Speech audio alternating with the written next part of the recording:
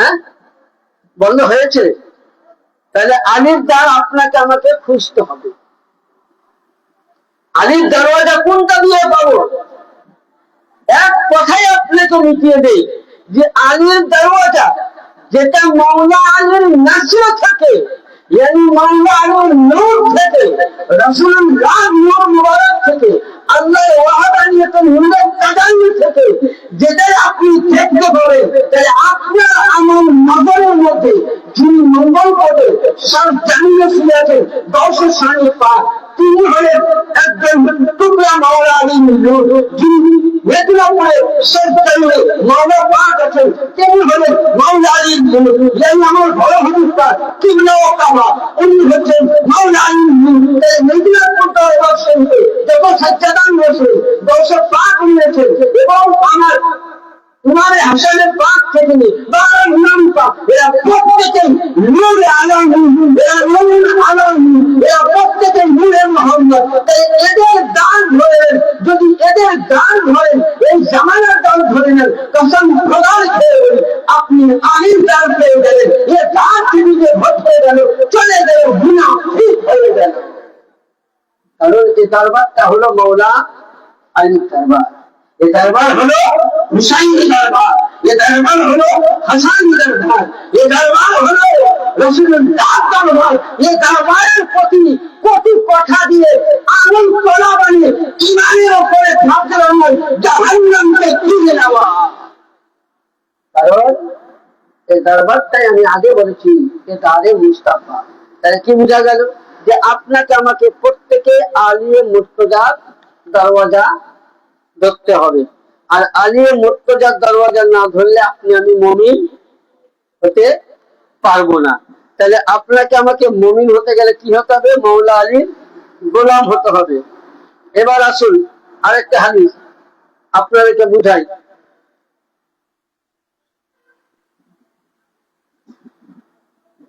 যে আল্লাহর নবী, এটা ইমাম জালালউদ্দিন সিউতি রাহমাতুল্লাহ আলাইহি তেনার কিতাবের মধ্যে জামিউল জাওয়ামি এক হাদিস শরীফ নকল করছেন এবং এই জিনিসটা আস-সাওয়াইকুল মুহাদ্দিকা কিতাব 421 পৃষ্ঠার মধ্যে বর্ণনা করছেন কি যে নবী পাক একদিন মসজিদ নববীর মধ্যে হাজার সাহাবায়ে কেরামের মজমুআতে আল্লাহর নবী কি করলেন? হযরতে মাওলা আলী আলাইহিস সালামকে সামনে রাখলেন। ডাকার পর মসজিদে নববী থেকে একটা কালামুল্লাহ আনলেন, কি কোরআনে পাক। আনার পর মাওলা আলীর হাতে উনি এইভাবে তুলে দিলেন। তো সাহাবায়ে কেরামরা জিজ্ঞাসা করছেন, ইয়া রাসূলুল্লাহ, ইয়া হাবিবাল্লাহ, আপনি এত সাহাবায়ে কেরাম থাকতে আপনি মাওলা আলীর হাতে কোরআন কেন দিলেন? তো নবী পাক বললেন যে যারা, অনেকে বলে যে যারা নবীকে দেখলো সাহাবী, এটা ভুল, এটা বড় ভুল। আবু জেহেল তো নবীকে দেখেছিল, সাহাবী হয়েছিল? আবু লাহাব হয়েছিল? উতবা হয়েছিল? সাইবা হয়েছিল সাহাবী? তাহলে নবীকে দেখলো আর সাহাবী হয়ে গেলে এটা কোনদিন? বদরের যুদ্ধে তো অনেক বেদিন নবীকে দেখেছে, জঙ্গে উহুদের ময়দানে অনেক বেদিন নবীকে দেখেছে, জঙ্গে খাইবারের ময়দানে অনেক নবীকে দেখেছে, জঙ্গে খান্দাকের ময়দানে অনেকজন নবীকে দেখেছে বেদিনরা। তারা কি সাহাবী? তাহলে নবীকে দেখার নাম সাহাবী। নবী প্রতি ঈমান আনা, নবীর ঘরানার প্রতি ঈমান আনার নাম সাহাবী। যারা হাক্কানি সাহাবায়ে কেরাম, তারা নবীর পরে নবীর আহলে বাইতের তাজিম করেছেন, তারাই হলো আসল সাহাবী। তো ওই সময় রাসূলের পাক বললেন যে যারা আমাকে দেখেছে ঈমানের সহিত এবং আমার কর্মকে যারা মেনে নিয়েছে, আমার কথাগুলোকে, আমি যে আরাফাতের ময়দানে বলেছিলাম তোমাদের কাছে দুইটি জিনিস রাখলাম, আমার কোরআন এবং আহলে বাইত, তো যারা মেনে নিয়েছে, তারাই এর প্রতি যারা আমাল করেছে, বিশ্বাস করে নিয়েছে, তারাই সাহাবী হয়ে গেল। কিন্তু আমি তো চলে যাওয়ার পর তো সাহাবিয়াতের দরজা বন্ধ।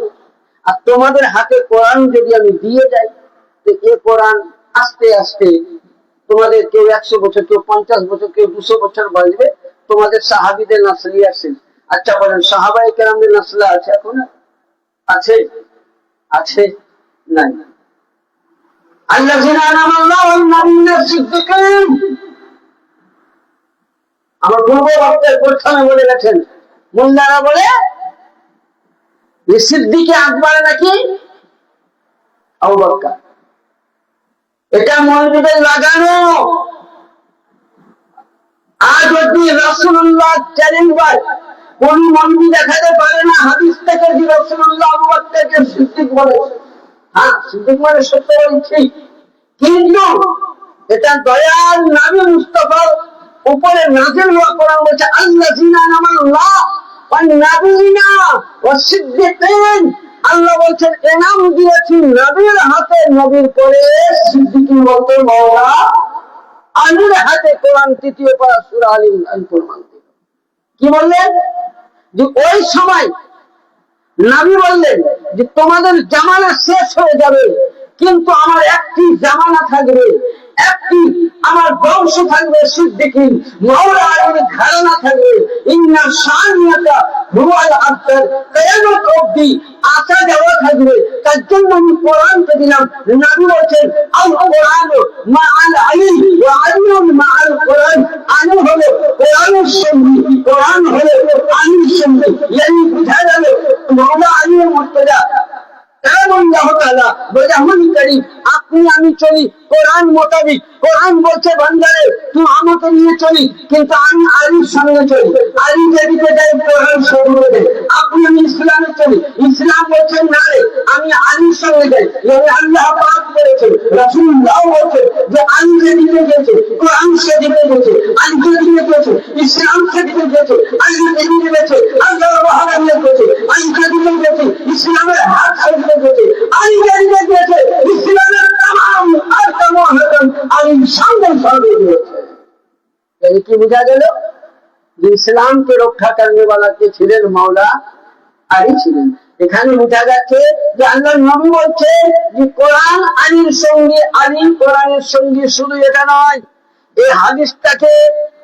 এই হাদিসটাকে তিবরানী শরীফের মধ্যে আল্লামা ইমাম তিবরানী রাহমাতুল্লাহ আলাইহি বর্ণনা করছেন। উম্মাহাতুল মুমিনিন উম্মে সালমা বলছেন যে কাল কিয়ামতের ময়দানে হাউজে কাউসারে কোরআন এবং মাওলা আলী জুদা হবে না, একসঙ্গে থাকবে।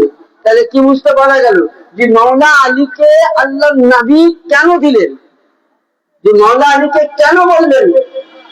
তার জন্য কোরআন এবং হাদিস শরীফে হযরত সাইয়্যিদিনা আব্দুল্লাহ ইবনে মাসউদ রাদিয়াল্লাহু তাআলা আনহু থেকে বর্ণিত, এবং এই হাদিসটা পাবে সাফিনায়ে নূর কিতাবের নাম, প্রথম খণ্ড 84 পৃষ্ঠার মধ্যে।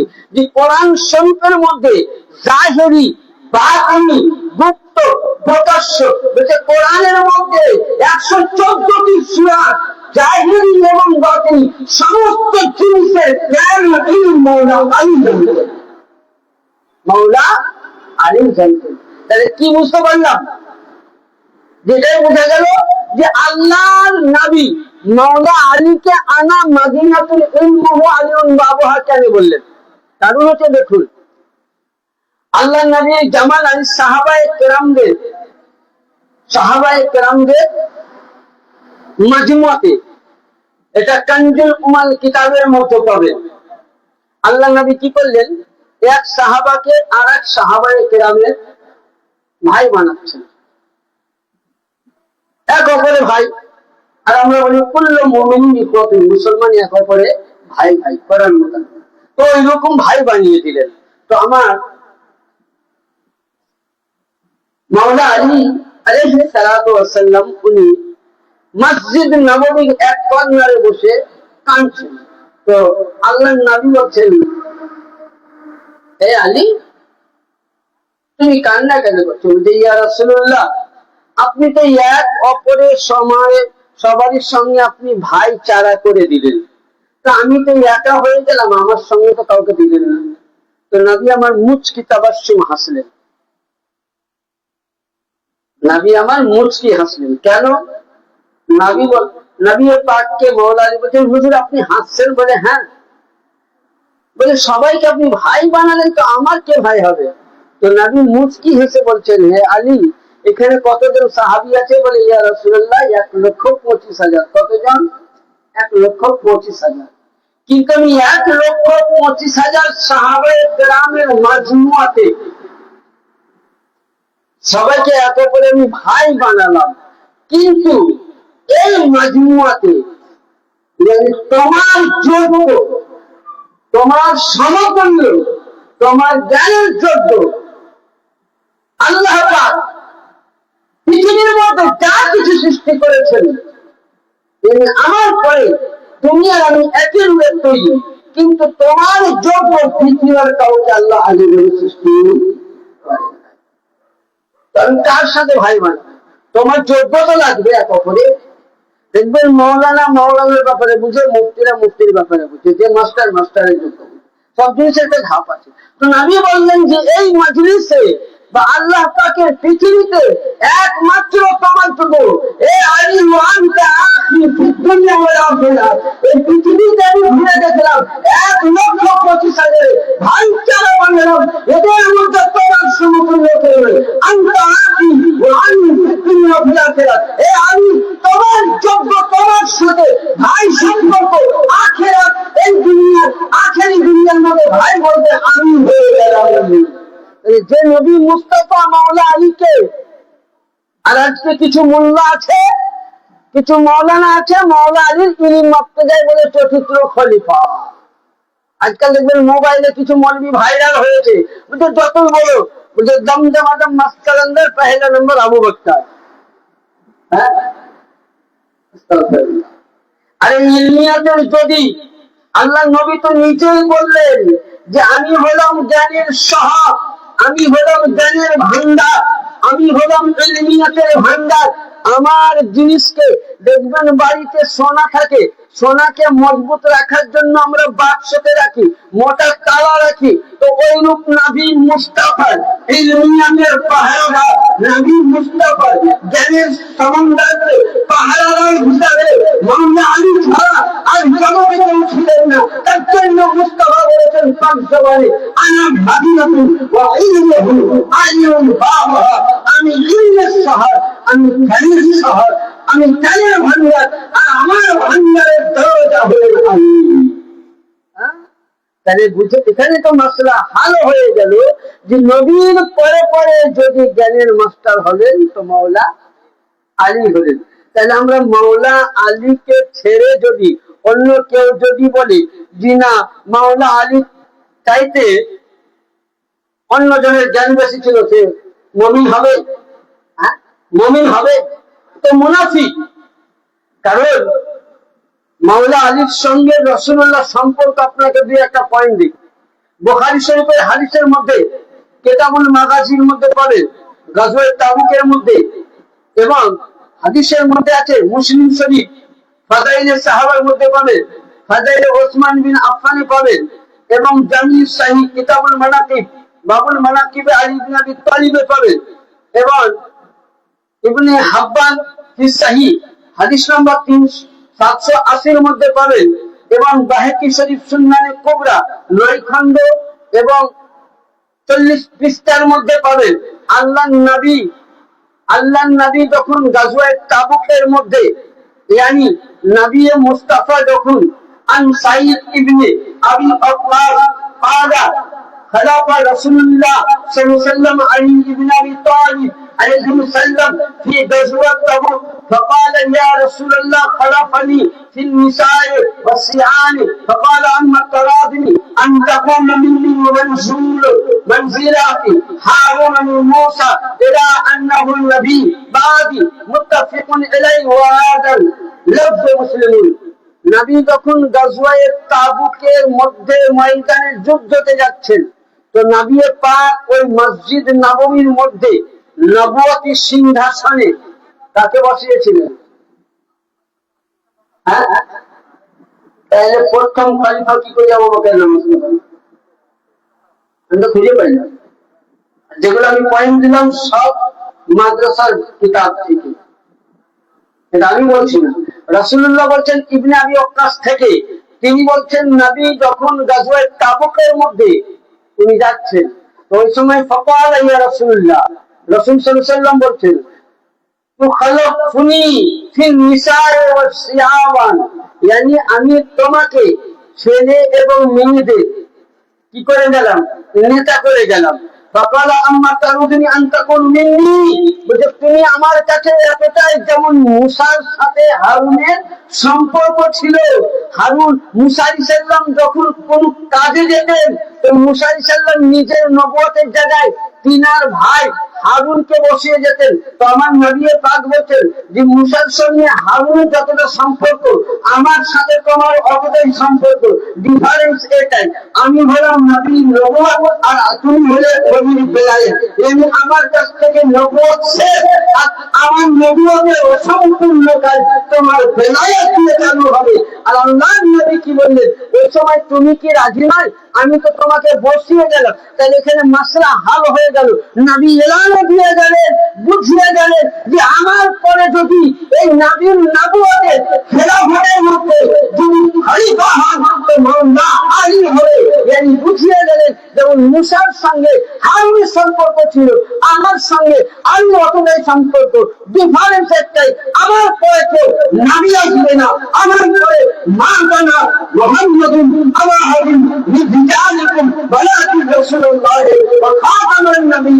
मैं नबी किसी का बाप नहीं, नबी किसी का भाई नहीं, नबी किसी का रिश्तेदार नहीं, नबी सिर्फ अल्लाह के रसूल है, तमाम अंबिया के खत्मुन नबीयीन है।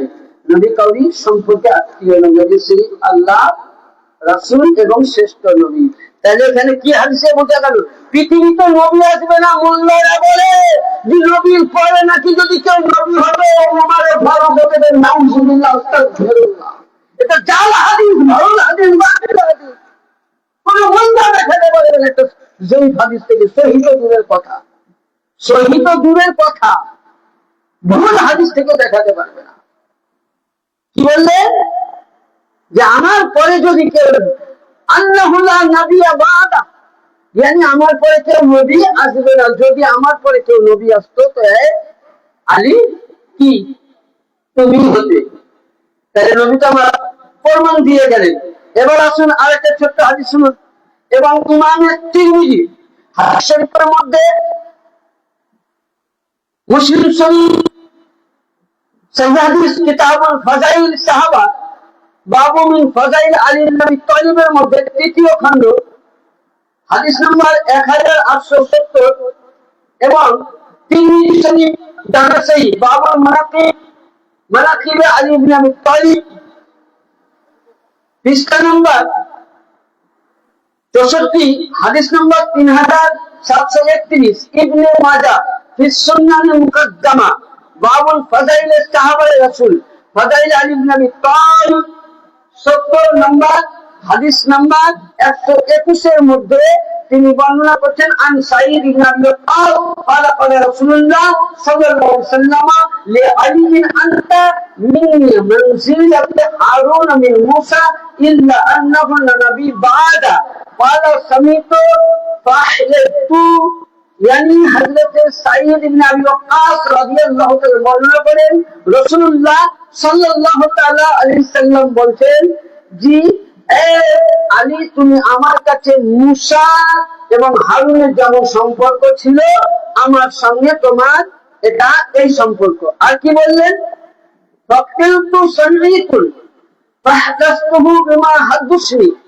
আমি فقال أن سميت فقلت أن سميت فوضع إسماعيل على جبهه فقال نعم। এবং এটাকে ইমাম মুসলিম ও তিরমিজি হাদিসটাকে সহিহ বলেছেন। আর বললেন কি যে আমার পরে কেউ নবী হবে না, এবং যদি কেউ নবী হতো তাহলে আমার মাওলা আলী হতে। তাহলে এখানে মাসলা হাল হয়ে গেল যে নবীর পরে পরে যদি পৃথিবীর মধ্যে জ্ঞানের ভান্ডার, নবীর যতটা জ্ঞান মাওলা আলী ততটাই আল্লাহ পাক জ্ঞান দিয়েছিলেন। শুধু এটা নয়, আপনি অনেক হাদিস আছে, ছোট্ট একটা হাদিস কোট করবো, ইনশাআল্লাহ মাহফিল শেষ করবো। একবার দরুদ পাক পড়ুন, আল্লাহুম্মা সাল্লি আলা سيدنا لنا محمد وعلى آل سيدنا مولانا محمد। আসুন দেখবেন তাহলে আমাদের সবচাইতে মূল ঈমান হলো মাওলা আলী। আমি আগেই বলেছি যে নামাজ সব জামাতেই আছে, যদি নামাজ পড়ে জান্নাতে যেত তাহলে আগে আগে যেত, তাই তো? হ্যাঁ, একটা সেজদার কারণে ও লানা, তাহলে নামাজ সব জামাতেই আছে নাই? আমি আগে বলেছি তাবলীগী, ওয়াহাবি, সুন্নি, বারেলভি সব জামাতেই, কিন্তু কেউ বলতে পারবে না যে নামাজ পড়লে আমি জান্নাতে যাব। তাহলে মানুষ এদিকে আসবে। নামাজ আমাল, এই আমল কখন কাজে লাগবে? যখন মুহিব্বে আহলে বাইত হবে। একটা হাদিস শরীফে আছে, কোন ব্যক্তি, কোন মুমিন ব্যক্তিকে যদি 70,000 নবীদের নেকি দান করা হয়, কত হাজার? 70,000 নেকি, নবীদের নেকি। তাহলে নবীদের নেকি কি নবীরা তো জাহান্নামে যাবে? না, কিন্তু নবীদের নেকি কোন একজন মানুষকে দেওয়া দরকার, আর তার কাছে মিলে নামাজ আছে, রোজা আছে, হজ আছে, যাকাত আছে, সব আছে। এমনকি কাবা বাইতুল্লাহর গেলাপ ধরে হাজারে আসওয়াদে চুমা দিয়ে কিংবা মাকামে ইব্রাহিমের নামাজ পড়তে পড়তে যদি মারা যায়, আচ্ছা বলেন তো ওই ব্যক্তি জান্নাতে যাবে না জাহান্নামে যাবে? আমরা বলবো জান্নাতেই তো, কিন্তু না। কাউরির কাছে যদি 70,000 নবীর নেকি থাকে, সমস্ত ইবাদত থাকে, হাজারে আসওয়াদ যদি চুমা দিতে দিতে ইন্তেকাল করে যায়, আর অন্তরের মধ্যে যদি আহলে বাইতের একটুকু চুল পরিমাণ দুশমনি থাকে, বুগদ থাকে, গুস্তাখি থাকে, 70,000 নবীর নেকি তোমার জীবনের ইবাদত কোনো কাজে লাগবে না, জাহান্নামে যাবে। তাহলে জান্নাত, তাহলে বাপ হলো বাকিনিয়াওয়ালা, বেটা হলো তাদের সন্তান। তাহলে দুইজনকে তুমি বাদ রাখবা। হ্যাঁ, আর তুমি নামাজের অবস্থায় দোয়া করবা, রব্বানা যালামনা আনফুসানা, আল্লাহ এত নামাজ পড়লাম, তাহাজ্জুদ পড়লাম, আল্লাহ কবুল করো, জান্নাত দিও, হবে? হ্যাঁ, জান্নাতের মালিককে তুমি তো রাজি করোনি। জান্নাতের যে সর্দার তাকে তুমি তো দুশমনি করেছো। তাহলে এ মোল্লা, তুমি কোন আশায়, কোন ইবাদতের আশায় জান্নাতের আশা করো? হ্যাঁ, যদি তোমার নামাজে জান্নাত দিত তাহলে জাহান্নাম তৈরি করতো না। আর আল্লাহ পাক বলছেন যে আমি কুফসে আলীর জন্য, মুনাফিকদের জন্য জাহান্নাম তৈরি করেছি, কারণ করবো না।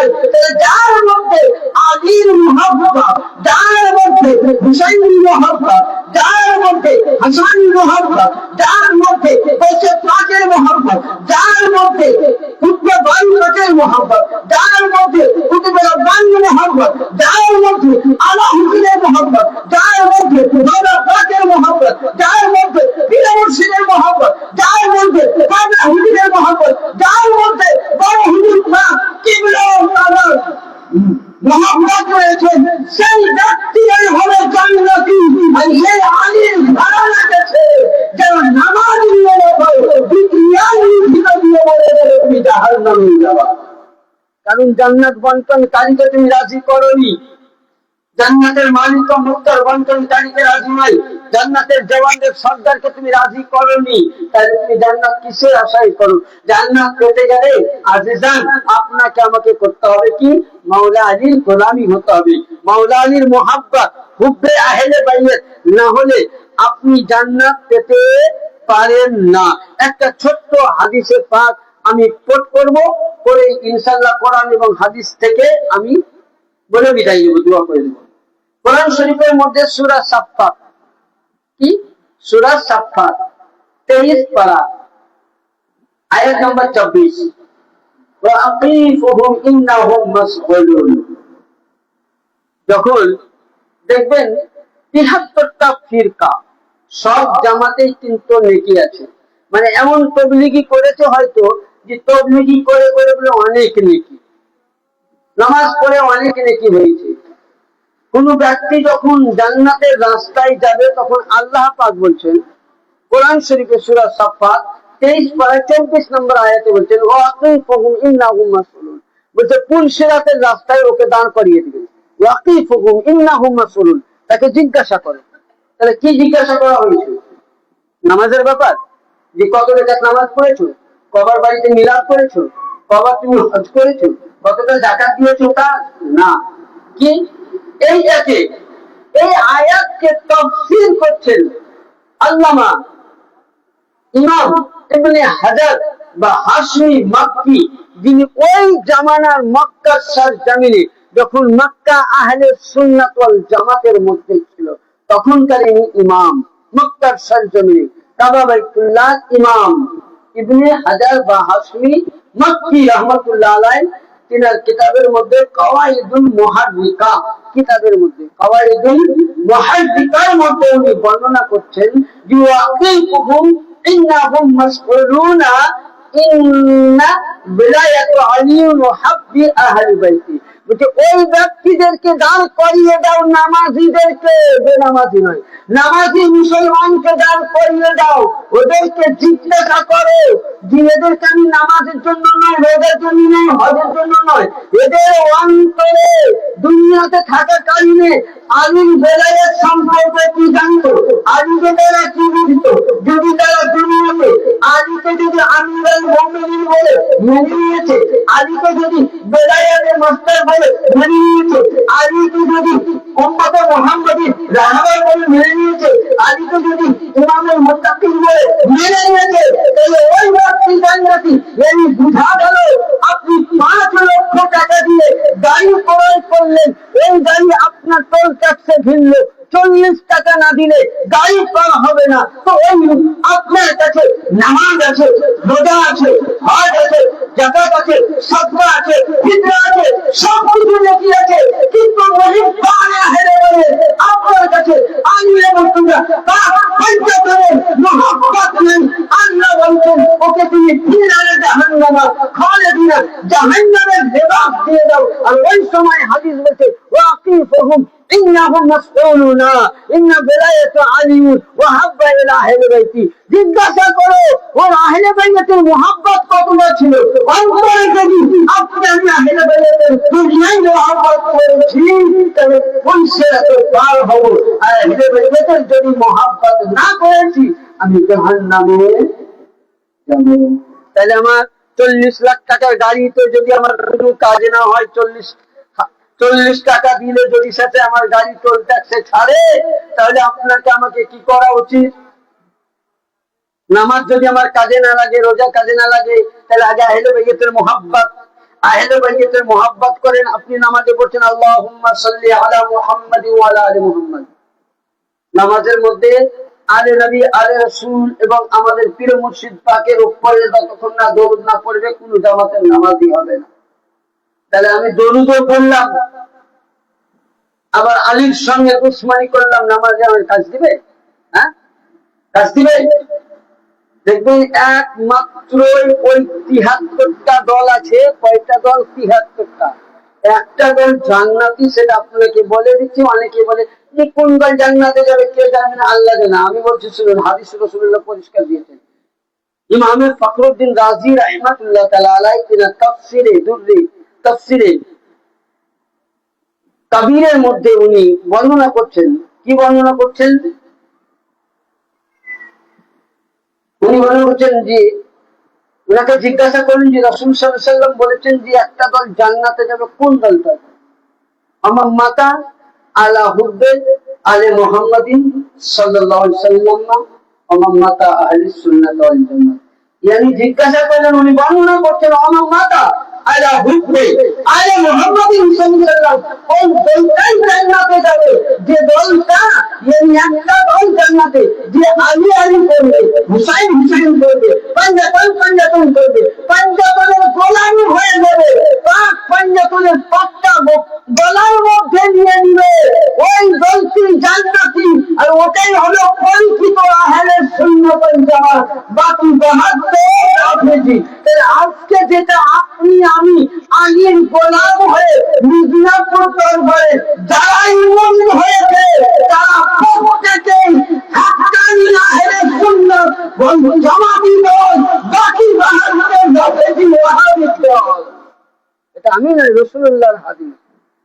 তাহলে আমরা ফয়সালা পেয়ে গেলাম যে রাসূলুল্লাহ বললেন তোমরা মাওলা আলীর গোলাম হও। তাহলে আপনি আমি যদি আলী আলী করে মরতে পারি, আরে আলী আলী জিকির করা ইবাদত।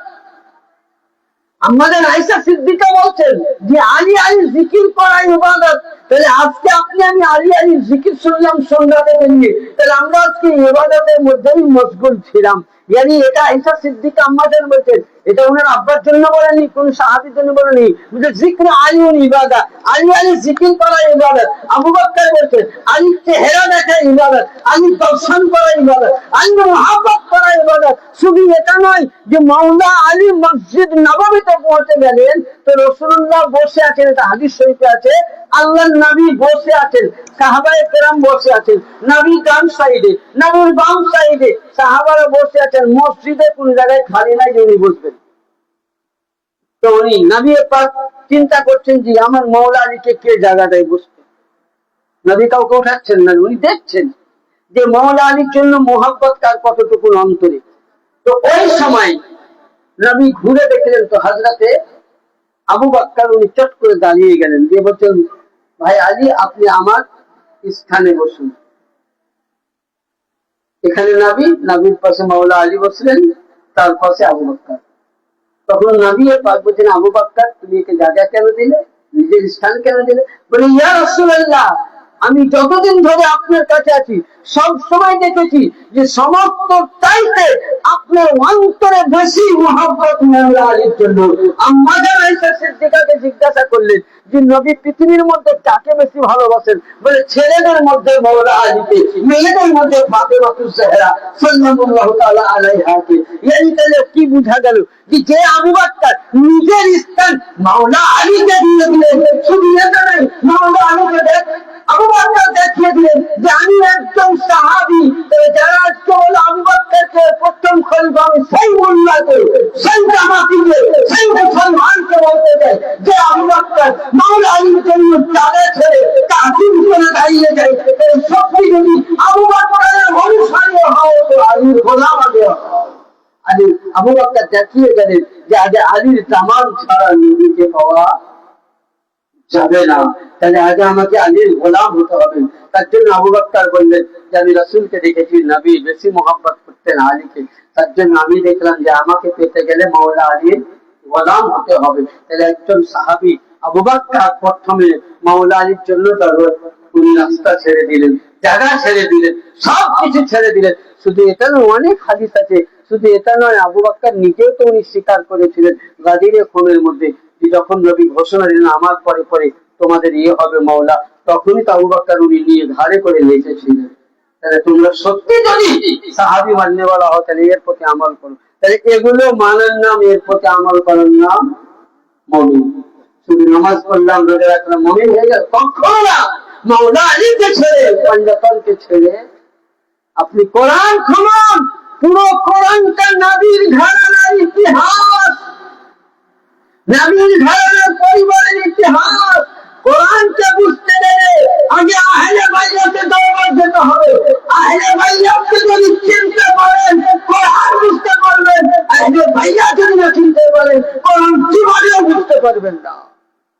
তাহলে আল্লাহ পাক আপনাকে আমাকে সকলকে যেন এই দরবারে আমরা মাথা নত করতে পেরেছি, এই দরবারে আমরা গোলাম হতে পেরেছি, এটাই আল্লাহ পাকের কাছে আমাদের লাখো কোটি শুকরিয়া এবং হাজার কোটি আমাদের ভাগ্য, আমাদের পূর্ব বা আমাদের 14 পুরুষের ভাগ্য যে আমরা এই দরবারের গোলাম হতে পেরেছি।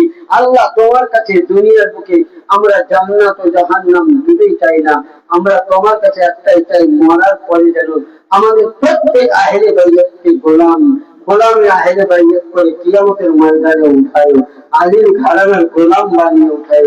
যেন আল্লাহ আপনাকে আমাকে এই দরবারকে ধরে থাকতে পারি, যেন হুজুর পাকদের চরণ ধরে থাকতে পারি, এটাই আমাদের বেরাপার। তার জন্য কি मोहम्मद से वफा तूने तो हम तेरे हैं, ये लौह कलम क्या चीज, दोनों जहां तेरे हैं। आखिर दवाना अल्हम्दुलिल्लाह रब्बिल आलमीन। इस्लाम था, इस्लाम है, इस्लाम रहेगा। कुरान था, कुरान है, कुरान रहेगा। इस्लाम की गर्दन पर मौला अली घराना था, एहसान था, एहसान है, एहसान रहेगा। अस्सलामु अलैकुम। अल्लाहुम्मा आमीन। या इलाही रहम फरमा, मुस्तफा के वास्ते या रसूल अल्लाह करम कीजिए, खुदा के वास्ते उसके लिए हल्कर शादी, उसकी खुशा के वास्ते रक्षाई कर वो बला के वास्ते कदिम कर कदिम उम्मीद अब्दुल कादिर कुदरत नमा के वास्ते रुपए कदा करी तो जन्नत अस्ती शय दुश्मन सादे लानत करीना बख्शाय हरिनाई हस्तम दिगती अगर दावती मंगस्ते नमन्याय रसूल लखम सतमुक्ति बिहा हरल बाय नहातिमा المصطفى المرتضى وابنهما والفاطمة صلى الله عليه وسلم في نور عرش محمد وعلى آله وأهل بيته وإخوته أجمعين برحمتك يا أرحم الراحمين. أبي حق لا إله إلا الله محمد رسول الله يا شيخ عبد القادر شيان الله.